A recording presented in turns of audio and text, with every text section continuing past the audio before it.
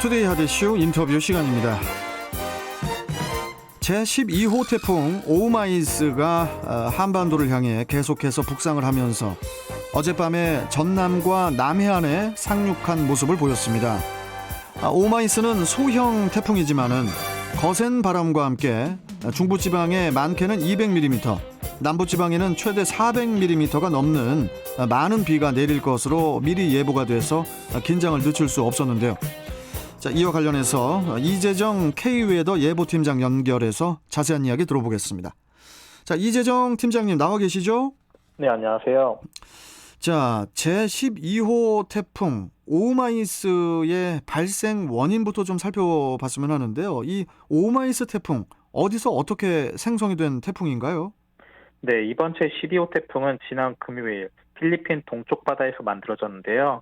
그제만 해도 열대 바다를 지나며 에너지를 공급받아 다소 발달하는 양상을 보였는데 중위도의 강한 상층 바람을 만나며 더 이상 발달하지는 못했습니다. 이번 태풍은 어제 20시경 제주도 우측을 관통해 남해상으로 진출을 했고요. 어젯밤 11시 50분경 경남 고성 부근 해안에 상륙해 창원, 경주를 지났습니다. 오늘 새벽 3시경 포항 앞바다를 통해 동해바다로 진출한 제12호 태풍은 6시경 울릉도 남서쪽 약 60km 부근에서 온대저기압으로 변질됐습니다. 애초에 이 오마이스 태풍이 제주도 좀 이렇게 먼 바다에서 이 태풍이 이제 점차 약해질 것으로 예상을 했었는데 여전히 세력을 유지하는 모습을 보였거든요. 오마이스가. 이게 이제 당초 예상과 달리 강한 세력을 끌어온 좀 구체적인 이유가 뭘까요? 이 태풍이?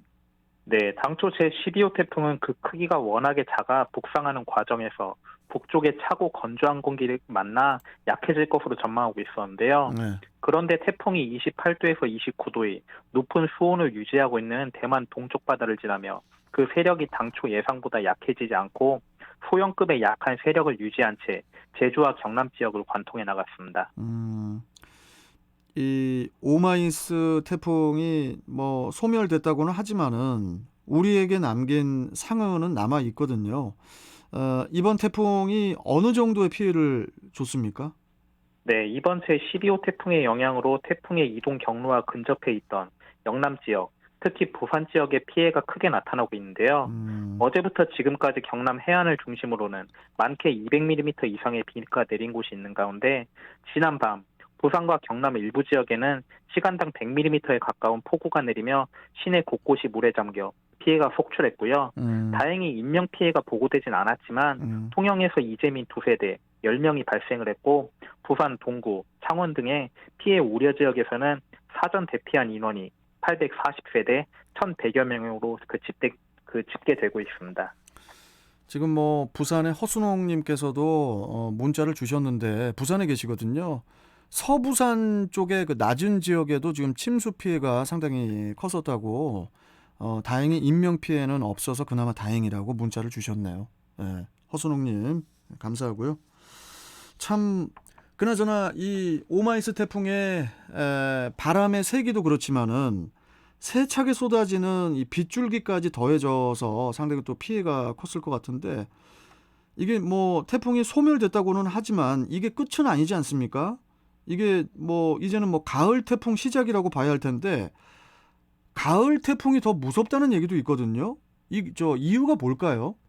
네, 육지보다 바다가 느리게 뜨거워지고 느리게 식게 되는데요.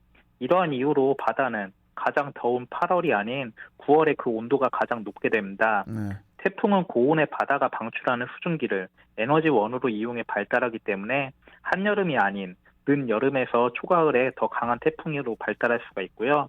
또 태풍은 북태평양 고기압의 가장자리를 따라 이동하게 되는데 북태평양 고기압의 세력이 점차 약해지는 시기인 늦여름에서 초가을에 우리나라로 태풍이 이동할 수 있는 경로가 만들어져 가을 태풍이 더 위험하게 됩니다. 뭐 또 이어지는 질문 같은데요. 앞으로 또 다가올 태풍 그것도 이제 걱정이거든요. 이 다가올 태풍은 작년과 비교했을 때 어느 정도 크기의 태풍이 또 더 찾아올까요, 팀장님? 네, 지금 아직 만들어지지 않은 태풍의 세력을 전망하는 것은 사실 무리가 있고요. 다만 최근 지구 온난화로 인해 거의 10월 초까지도 태풍이 빈번히 우리나라 부근을 지나고 있는 만큼 올해도 북태평양 고기압의 가장자리를 따라 한 개 내지 두 개, 많게는 세 개의 태풍이 우리나라에 직간접적인 영향을 줄 가능성이 있겠고요. 그 크기나 강도, 진로 등은 북상하는 때의 기압 배치나 주변 기상 조건에 따라 크게 달라질 전망입니다. 그렇군요. 이 태풍으로 인해서 뭐 간판이 떨어진다거나 뭐 유리창이 파손된다거나 뭐 또 산사태, 또 보행자 사고 같은 이런 뭐 많은 사고들이 이제 또 발생을 하지 않습니까? 태풍으로 인해서 발생할 수 있는 사고들에는 주로 어떤 사고들이 있고, 또 비로 인한 사고, 바람으로 인한 사고들이 이게 또 다 각각 다를 것 같거든요. 어떻습니까? 네, 말씀하신 대로 태풍은 강한 비바람을 동반하기 때문에 여러 시설물과 안전사고가 나타나게 되는데요. 네. 많은 비로 인해 하천이나 계곡물이 빠르게 불어나기 때문에 급류나 범람에 유의할 필요가 있겠고요. 또 지반이 약해지기 때문에 산사태나 축대 붕괴의 가능성이 높아지게 됩니다. 강한 바람이 부는 경우에는 간판이 떨어지거나 야외 설치물, 유리창이 파손되며 그 피해가 예상되는 만큼 보행 시 이에 대해 그 대비를 잘 하시고 사전에 미리 점검할 필요가 있겠습니다. 이 태풍 피해를 막기 위해서 무엇이든 사전에 미리 대비를 해두는 게 이제 뭐 당연히 안전하겠죠. 우리가 이제 어떤 것들을 대비를 해두면 좋을까요? 네, 태풍의 영향이 예상될 때는 인터넷, 방송 등을 통해 그 이동 경로를 알아두실 필요가 있겠는데요. 아무래도 태풍이 근접해 나가는 때 가장 위험하기 때문에 청취자분들이 계신 곳을 근접해 지나갈 때에는 가급적 외출에 삼가시는 게 좋겠습니다. 또 강한 바람으로 인해 유리창의 파손 가능성이 높아지는 만큼 창틀이 흔들리지 않도록 광건하고 창틀 사이에 종이등을 끼워 고정하는 게 좋겠고요. 또 그 지붕과 기와 간판 등 바람에 날아갈 위험성이 높은 시설물 같은 경우 미리 단단히 고정을 해야겠습니다.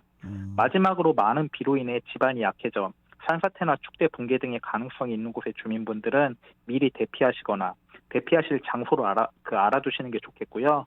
해안 도로나 해안 저지대, 하천 주변 침수 피해 가능성이 높아지는 만큼 이에 대한 대비도 잘 하셔야겠습니다.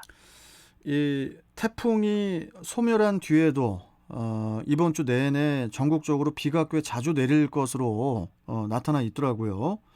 정말이지 저 가을 장마가 맞는 것 같습니다. 가을 장마. 마지막으로 팀장님, 지역별로 좀 짚어주세요. 상황을. 네, 태풍이 지나고 가을 장마가 이어질 전망인데요. 먼저 오늘은 우리나라에 다가오는 저기압이 비구름을 발달시키며 전국적으로 비가 내릴 전망입니다. 네. 비가 밤에 대부분 그칠 전망이지만 일부 중부지방은 내일 새벽까지 이어지는 곳이 있겠고요. 내일과 모레는 정체전선의 영향으로 내일 아침 호남 해안과 남해안부터 비가 시작돼 낮에는 전국 대부분 지역으로 확대될 전망입니다. 이 비는 내일 밤부터 점차 약해지며 그치는 곳이 많겠지만 경기 동부와 강원 영서, 호남은 모레 새벽, 경남은 아침까지 이어지는 곳이 있겠고요.